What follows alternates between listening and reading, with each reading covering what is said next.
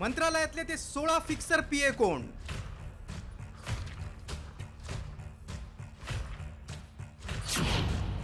शिंदेचे 13 तर दादांच्या पक्षाचे 3 फिक्सर पीए.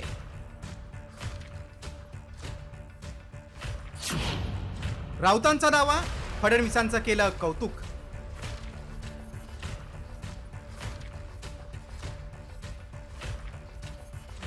आपली चौकशी चाललेली आहे किंवा मंत्रालयामध्ये त्यांच्याबद्दल परसेप्शन हे फिक्सरचं आहे.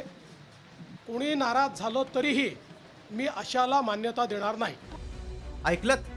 मुख्यमंत्री देवेंद्र फडणवीसांनी मंत्र्यांची नावं पाठवलेल्यांपैकी 16 फिक्सर पीएस आणि ओएसडीना थारा देणार नसल्याचं खडसावून सांगितलं.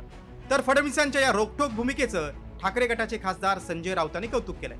16 पैकी 13 फिक्सर पीएनची यादी पाठवणारे मंत्री शिंदे गटाचे तर 3 मंत्री अजित पवारांचे असल्याचा दावा राऊतांनी केलाय. आतापर्यंत माझ्याकडे 125च्या जवळपास नावं आली. त्यातली 109 नावं मी क्लिअर केलेली आहेत. उर्वरित नावं मी क्लिअर केली नाहीत, कारण कुठल्या ना कुठला आरोप त्यांच्यावर आहे, कुठली ना कुठली चौकशी चाललेली आहे किंवा मंत्रालयामध्ये त्यांच्याबद्दल परसेप्शन हे फिक्सरचं आहे. कोणी नाराज झालं तरीही मी अशाला मान्यता देणार नाही. माझं मुख्यमंत्र्यांना किंवा राज्याच्या मुख्य सचिवांना आव्हान आहे, कोणत्या मंत्र्याने आपला ओएसडी किंवा पीए म्हणून अशा फिक्सरची नावं पाठवली ती तुम्ही जाहीर करा. फिक्सरची जी नावं आहे ती शिंदे गटाकडून मंत्र्यांकडून गेलेली सगळं. मुख्यमंत्री देवेंद्र फडणवीसांनी यापूर्वीही मंत्रालयातील दलाली बंद करण्यासाठी काही कठोर निर्णय घेण्याचे संकेत दिले होते. एवढंच नाही तर राज्याला आर्थिक शिस्त लावण्याचेही सुतोवाच फडणवीसांनी केलंय. हे असं असलं तरी आता महायुतीच्या सत्ता स्थापनेला 2 महिने उलटून गेल्यानंतरही पीए आणि ओएसडींच्या नियुक्त्या रखडल्यात. नेमका कोणत्या पक्षाच्या किती मंत्र्यांच्या पीएनच्या नियुक्त्या रखडल्यात ते पाहूया. भाजपचे 8 मंत्री, शिंदे गटाचे 8 मंत्री आणि अजित पवारांच्या राष्ट्रवादी काँग्रेसचे 3 मंत्री.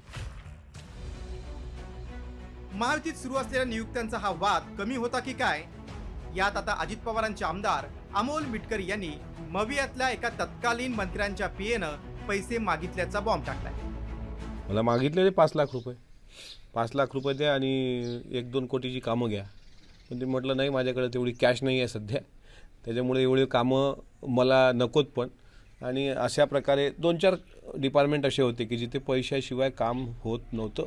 मंत्र्यांनी मागितलेले नाहीत, त्यांच्या OSDचे जे खालचे हे असतात, काय म्हणतात त्याला, पीए किंवा पीएच्या खाली आर्थिक व्यवहार सांभाळणारे, आपण त्याला म्हणू चमचे म्हणूया आपल्या भाषेत, दलाल म्हणा, चमचे म्हणा, असे चमच्यांचा फार मोठा सुळसुळाट त्या मंत्रालयामध्ये आहे. मंत्रालयातले हे फिक्सर आमदाराले सोडत नसतील तर सामान्यांची काय अवस्था असेल याची केवळ कल्पनाच केलेली बरी. मात्र यापूर्वी या फिक्सरांबाबत दबक्या आवाजात चर्चा व्हायची.